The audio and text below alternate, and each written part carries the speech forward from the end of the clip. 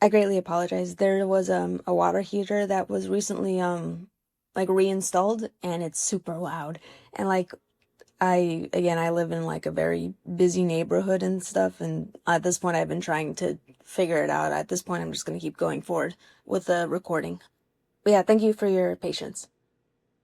Chapter 10. The Test. It had been a long day for Tweak. The meeting was a measly 2 hours ago, but the recent developments took a toll on her, as much as she didn't like to admit it. Inkling had hired helpers who weren't even qualified? Seriously? She liked the professor, she really did.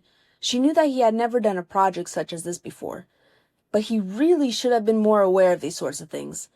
Inkling seemed like the kind of guy who, although intelligent, worked through the heart in a lot of ways.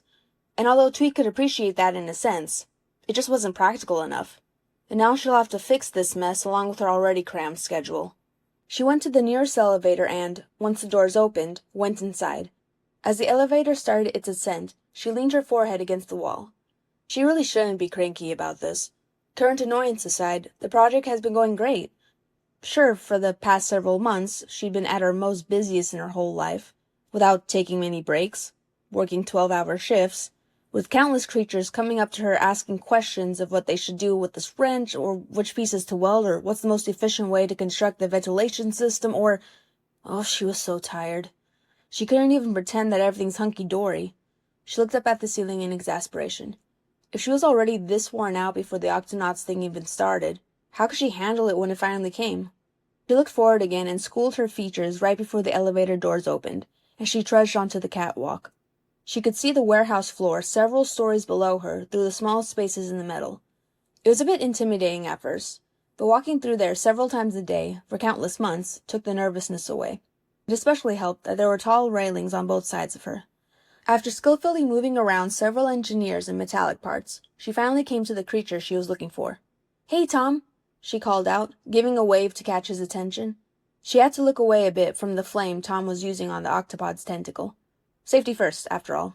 The badger turned off the welding machine and took off the large brown goggles. "There's the rabbit of the hour," he said warmly. He always called her that, after she was able to get everyone hired for this job. It was a saying that both flattered and embarrassed her. "Is there anything you need, Tweak?" "There's something big I need to ask you," she said. "Shoot." "I just met the creatures who are going to be the other crew members," she began. "Really? That's exciting. We've been hearing talk about medics and scientists running around in the future, and now they're finally here. This project really is coming together, isn't it?" "Yeah." Twig shifted her feet. "But there's kind of a problem with it, too. Through some circumstances, we weren't really able to find anyone suitable to help me maintain the machinery once we set sail." As much as Tweak was annoyed, she wouldn't share the details. It would feel like talking about Inkling behind his back. "I need to find some engineers who would be able to help, and so I'm wondering if you would like to join this project long term." Tom's face fell. "Shoot, Tweak, I'm sorry, but I don't think I should. I have my kid and wife back home, you know? It'll be hard for them if I'm gone for years on end, especially now that I found a job in town." That's right. He was able to reserve a job at another business once his term ended here. "Don't sweat it," Tweak said. She kept her ears from drooping in disappointment. It made sense. Tom wouldn't just drop everything on a dime. "Do you know anyone who might be interested in this?" "Not really." Tom rubbed the back of his neck. "Everyone I know was able to find jobs so far. I guess your plan worked a bit too well." He chuckled humorlessly. Tweak had to smirk as well. As much as this current problem was annoying, it was still gratifying to know that she was able to help her peers. "You'll probably need to keep asking," Tom told her. "There's bound to be someone interested." "Yeah," Tweak replied, although all the uneasiness didn't go away. "Thanks, Tom. I'll keep you posted on how it goes." "Anytime, Tweak." Tweak went on her way and spent the next hour tracking down and asking the workers she thought would be the best fits for the role. Over the course of the past several months, she had noticed some pretty remarkable workers that she had not necessarily met during their time in Darlon. But no matter who she asked, they already had secured their own jobs. That's what happens when they've had about a year to look for work, Tweak thought, forcefully scuffing the ground with her foot. If only Inkling told me about this earlier. She finally went to an office room on the side of the wall of the warehouse.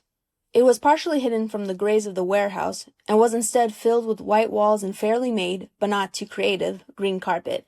She went up to her desk, she never thought she would ever have one, and used the phone that was attached to the intercom system. "Hey everyone, this is Tweak." Tweak uncomfortably shifted the phone onto her shoulder. Was that too casual? She never understood the rules and etiquette of this type of thing. For anyone who is interested, we have an opportunity to hire some engineers long-term for the Octonauts project. They will get a chance to keep the machinery intact during the expeditions. It'll be a cool experience that'll help a lot of creatures and keep the environment healthy. If anyone is interested, I'll be in the GUP area for the rest of the day. Stop by if you'd like to discuss it, even if you're not sure. Yeah, that last sentence was a good idea.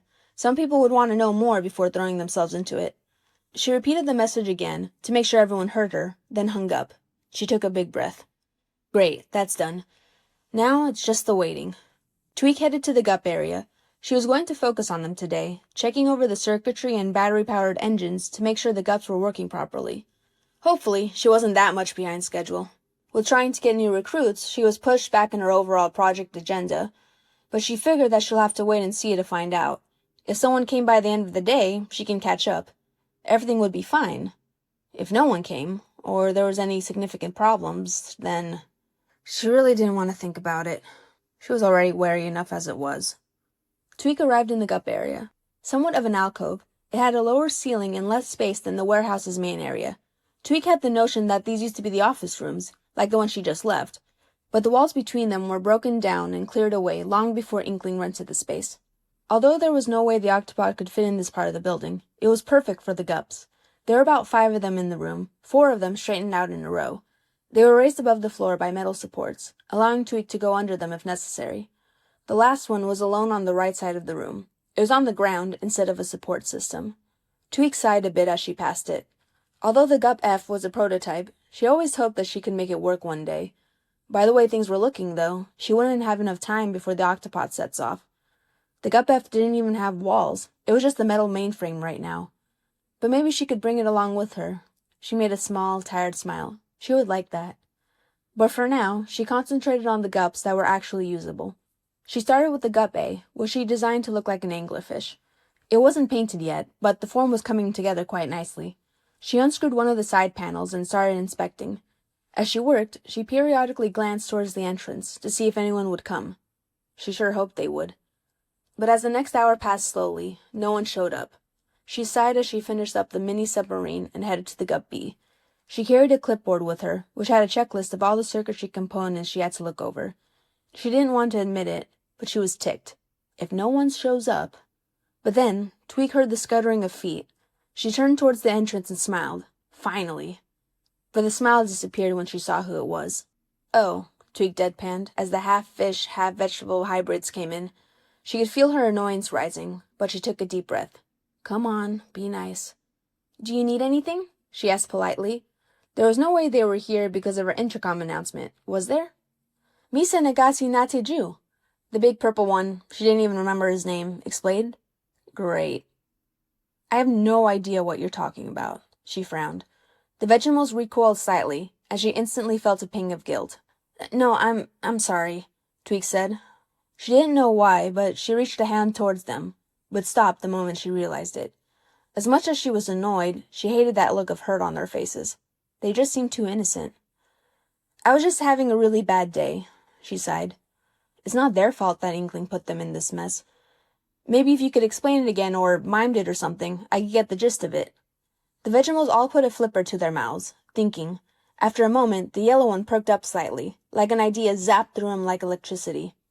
He waddled over to a toolbox nearby, took out a wrench, and came towards Tweak, presenting the tool to her. It was the way he slowly reached his flippers out to her, the quiet, determined intensity in his eyes, that made Tweak stop in her tracks. They were trying to prove to her that they could do it. She knew she should write it off, have nothing to do with them. But now they crowded all around her. Some looked like they were pleading with her, trying to get her acceptance. Others held their flippers together. And the yellow one, his eyes. In an instant, she understood why Inkling had chosen them. They were willing to do whatever it took to reach their goals. She didn't know what they wanted, why they joined, but she could see that they were intent on their purposes, and that they didn't want any bad blood between themselves and her. If only she could stop feeling this way. I know what you're trying to say. Duke was surprised to find her mouth dry. She swallowed. But I have to make sure that you can actually do this. If you can, then I would consider it. She can't be like Inkling. She had to be practical about this.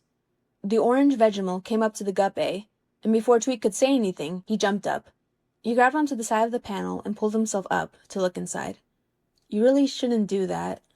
But Tweak didn't have the heart to physically take him off the machine. Following the orange one's idea, the yellow one came up and gently grabbed onto the clipboard she was holding. He was gentle, applying no pressure, and he had a look asking for permission. Tweak nodded and let it go. She didn't know why, but his eyes always pierced through her, and watched as he started to look through it.